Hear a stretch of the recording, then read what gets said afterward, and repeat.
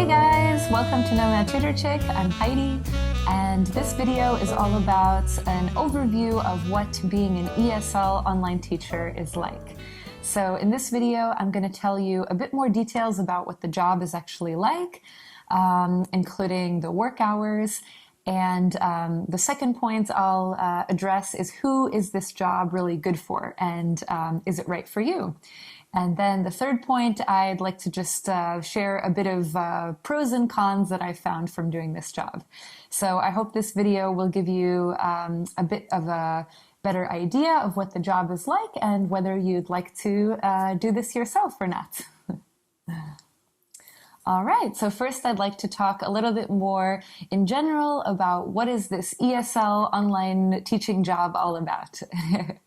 So as you probably know, there's many different companies that you can work for doing the online English teaching thing. Most of them are based in China. And also, most of the classes are going to be in a one-to-one format, so you're going to be tutoring one student at a time.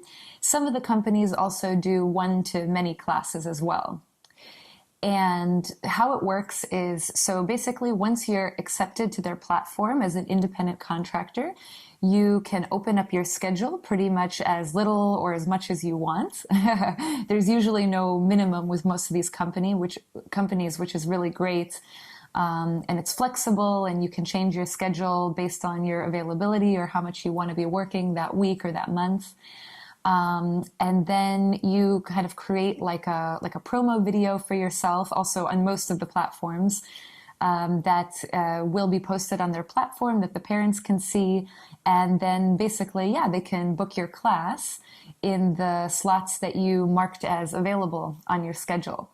So that's basically kind of how it works. Most of the lessons are 25 minutes long, and then you have usually like a 5-minute break in between your classes if you're scheduled back to back with different students.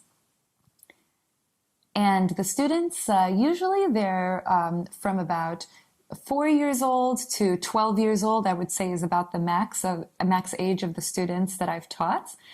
And you'll get the whole range, of personalities and levels. So I guess in a way it keeps it interesting, right? Because you meet so many different kinds of students and personalities, and it does keep you on your toes to always kind of be adjusting your teaching method and how you're going to best communicate with these students. Yeah, and also for all the platforms that I've worked for 4 different companies in over 2 years. All the lesson materials are provided for you, and it's pretty well timed with the 25 minutes. So, as you go through the slides and teach all the key points, you're probably going to end up at the 25-minute time period. And of course, there is some room for creativity, like how you want to present the material and what kind of props you want to use and, how you design your background and everything. But pretty much everything is laid out for you by the company. And yeah, so the next thing to be aware of is that since these companies are based in China, you're going to be working on China time. So the kind of hot booking hours where you're most likely to get booked, especially when you're first starting out, are 7 to 9 p.m. Beijing time. So you can kind of calculate based on your time zone what time that would be for you. If you're in the US, maybe that's like 5 a.m. But here in Europe, those hot hours right now are from 12 p.m. to 2 p.m. So yeah, this is going to vary obviously greatly depending on where you're based. And it is possible to get bookings outside of those hours, but from my own experience, when you're first starting out, most of the bookings will come during that hot time period. And then another high booking period would be on the weekends, starting 9 a.m. Beijing time to 9 p.m. Beijing time. So that would also be another time period where you're very likely to get booked, especially for like the trial bookings, the students that are just trying out the classes. All right, and then the last thing I'd like to talk about is how much can you expect to get paid on these platforms. So I'm sure you've seen advertised, if you're watching this video, some companies will advertise kind of a big range, like, okay, you can expect to make 15 to 22 an hour or 18 to 25 an hour, something like that. And so this is basically dependent on what you're offered as your base pay, coming into the company. And this will depend on your experience with kids and how long you've actually taught for. Sometimes you don't need any experience at all, but maybe your base pay might be a bit lower if you come in with like 0 teaching experience, something like that. But the good thing is then these companies do offer like a bonus pay, usually on top of that based on like attendance, just doing really well in teaching. If you get a lot of like positive reviews and stuff, then most companies will offer some sort of bonus on top of that base pay. So that's why there's this difference in the range of pay that you will see. But in my own experience, I would say the payments in all these companies, I've worked for 4 different companies in around 2 years. Overall, my pay has averaged out to be about $20 an hour. And I came in with 1 year of classroom teaching experience. And I think I also mentioned, some other experience, like as a camp counselor and things like that with kids. So I didn't start out with like the highest base pay. So it might be different for you depending on your work experience and kind of how well you do in the demo. Also, that's a big factor in how much you're going to end up getting paid. All right. And then one last thing to just kind of keep in mind is that you are hired as an independent contractor. So you're not an employee. Like in working for these companies, you're not going to get any sort of benefits. They don't take tax out for you. So depending on where you're living, like if you're living outside of the US, you're still going to have to pay that 15% self-employment tax on your earnings. And in the US, it would be more. I'm not sure about Canada, but in the US, it would also be more depending on your state and federal tax requirements. So just something to keep in mind when you're thinking about if you want to do this job and if it's worth it for you and kind of what the pros and cons are. All right, so let's move on to who can do this job and who is this gig like really good for? So to be totally honest, I think that you would do best in this job if you're kind of naturally love to work with kids, if you're enthusiastic. I also feel like you need to just be super, super, super patient because a lot of the kids are going to be coming in and a lot of them just really struggle with like basic pronunciation. So just imagine doing a 25-minute class where you're saying the word balloon, balloon, like over and over and over again. And just like sometimes it's just like heartbreaking, it's just like this little 3-year-old, I've taught kids as young as 3, is just struggling. And the mom is like, come on, say it, and she's like, Baroon, So I just think this is kind of like a really major factor when you're considering whether or not this job is good for you. It's like you're going to sit through a lot of classes that, sometimes feel like you're putting a lot of effort into getting very little response from these kids. I'm not saying all. I've had a lot of amazing, talented students where like the classes just flow and, their level is really high and you can challenge them with games and conversation. But it's just good to keep in mind that's not always the case, and you do get a lot of challenging students as well. So I think, you can kind of imagine having, say, 8 students in a day. Maybe you taught 4 classes, then you take a hour break, and then 4 more students. A lot of times they're going to be all sorts of different levels, all different abilities. And so flexibility is also a really big thing. Just being able to kind of adjust your personality and your teaching style based on, the student that you have at that moment.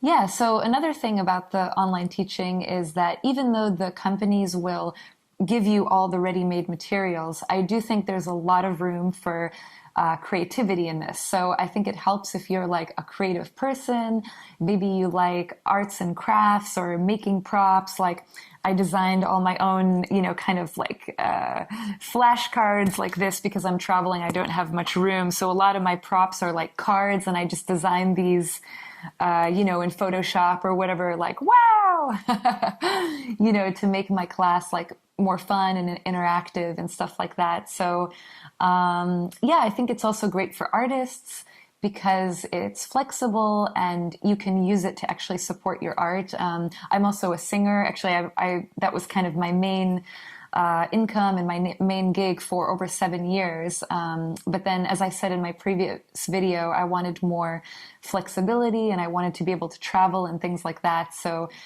this has just been like the perfect supplement to my life because it gives me some stable income, and then I don't need to put so much pressure on making money from singing and gigging, which was actually impossible in 2020. So I was really, really happy to have this gig to support me in that. All right, so let's real quick go a bit over some of the pros and cons of the online teaching. So for me, the biggest pro is clearly the flexibility, and you can do it from anywhere. And I wanted a job that I would be able to continue to travel indefinitely and be able to work from anywhere without being tied to just one location. So that was like the biggest thing for me. Also, I love the flexibility in the schedule. As I mentioned before, there's no minimum, and most of the bookings happen like 2 weeks before the booking date. But you can, once you build up your student base, you can get booked up to 24 hours or even 1 hour before a class. And with some companies, there is even like a last minute you can apply to be like a substitute teacher and things like that. So I really love that flexibility about this gig. Again, this is a pro only if you like kids, but for me, it's like fun and interactive, and I get to sing in class. I get to teach songs and kind of play around. And so for this, this is a really big plus for me versus kind of other online jobs, which would be less interactive and more, I don't know, maybe something based on writing or programming or something like that. The cons, with a lot of these companies, kind of now the deal is they don't really give raises anymore, or I've heard it's pretty much impossible to get a raise. I think VIP Kid, for example, actually just straight up stopped giving raises, and maybe some other companies, maybe you do get a raise, but they really do make it challenging for you to get a base pay raise. So that's kind of a big limitation for me, because of course I would like to be, rewarded for my hard work. And if you feel like you've been working for these companies for a few years and still you're getting the same base pay rate and you're getting paid as the same basically as new teachers coming in, that can be a little bit frustrating. So that would be a big con. Yeah, so the other big con I would say is sometimes, honestly, it can be really tiring. Especially if you're doing like classes back to back, or, it's just easy to overwork yourself doing this because, you kind of need to be like really high energy and full on during these classes. And the online format doesn't really help with that. A lot of times they're looking at like a small tablet, and sometimes it just feels like you have to expend a lot of energy to like draw their attention in to the class. But that's just a part of the job that you kind of have to accept. Yeah, and then the last thing to keep in mind is a lot of the companies do have kind of strict cancellation policies. Not all of them, but yeah, the companies that I've mainly worked for, the ones that pay a bit better also, if you accidentally miss a class or have like a no-show, you actually have to pay a monetary penalty for that. So that really kind of sucks. Like if you're really sick and you end up missing a class, then you actually have to not only miss the payment for that class, but then you also have to pay a penalty. So this is also just something to keep in mind, if you have kids or something, or if you have a really unpredictable schedule, it's not really easy to cancel classes once they've been booked. So. All right, so I hope this video was informative for you. I hope it gave you a bit of a better idea of kind of what the job entails, how much you can expect to get paid, and whether or not this fits your personality type and lifestyle. So what do you guys think? Is it right for you? So I'm going to create some more videos coming up that's going to go into more detail, like comparing the different companies and which companies I would recommend that you work for based on where you're from, which country, and what your qualifications are. And also, I'll go a little bit more in depth in one of my next videos about kind of what are the basics that you need to just get started doing this right away. You know, you can literally start applying like next week. If this is something you're interested in doing. So please let me know your questions. You can comment below. You can always contact me at heidi@nomadtutorchick.com. And I'll also put my web link below. You can go to my website, and I have a free guide on how you can get started with the online ESL teaching, and just some tips and tricks of how you can get hired and maximize kind of your income coming into this job. So yeah, thank you guys so much for watching, and hope to see you in the next video. Please subscribe. Bye bye.